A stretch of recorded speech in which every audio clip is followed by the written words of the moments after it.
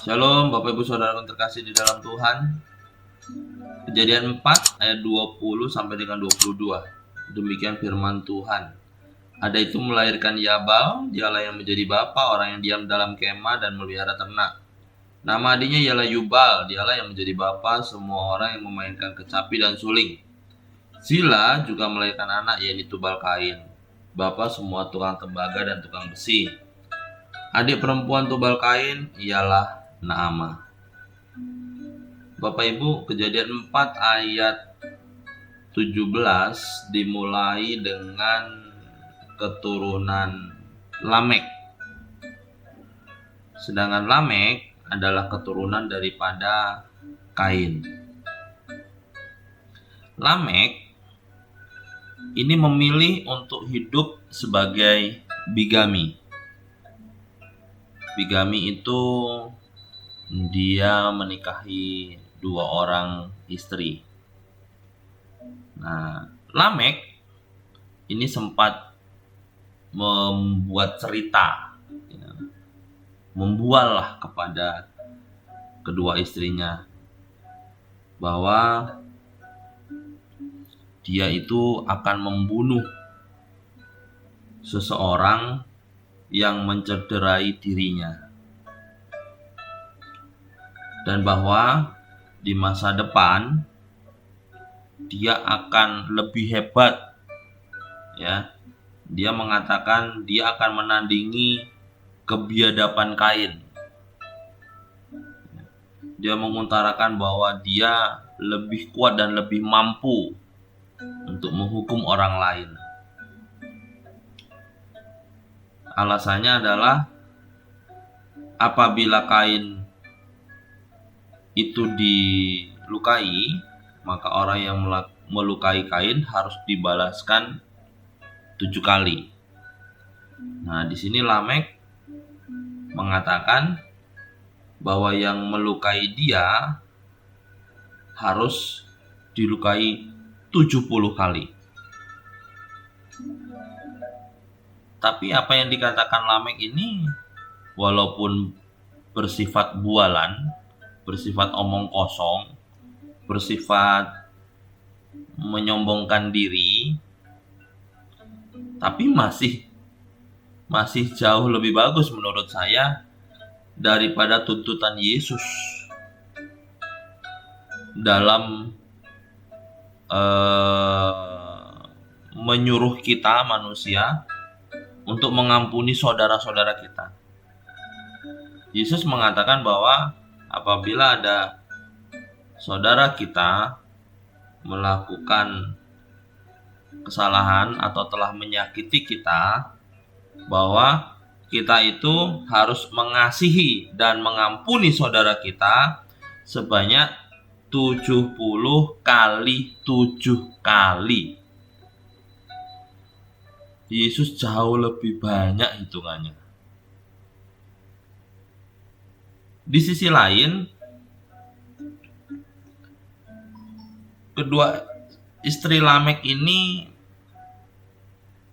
melahirkan anak yang amat sangat berbakat. Kedua istri Lamek ini melahirkan leluhur dari, makanya disebut bapa gitu ya. Yabal adalah bapa orang yang diam dalam kemah dan memelihara ternak. Padahal yang memelihara ternak ini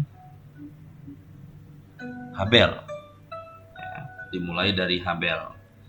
Tapi kata memelihara ternak ini disertai dengan diam di dalam kemah. Yang kedua, Yubal sebagai bapa yang memainkan alat musik. Dan Zila ini istri yang kedua. Istri kedua dari Lamek. Ini melahirkan anak namanya Tubal Kain. Nah, dia ini adalah bapa dari semua tukang tembaga dan tukang besi. Keturunan Lamek ini mewarisi keterampilan yang luar biasa. Ya. Melalui kepemimpinan Lamek, peradaban mulai berkembang. Perkembangannya mulai meluas. Ya, ada periuk, ada tembaga, ada besi. Mereka mulai menemukan bahan-bahan untuk pembangunan. Mereka mulai menemukan yang namanya kesenian, mengisi kekosongan di antara waktu-waktu senggang dan untuk memuji Tuhan.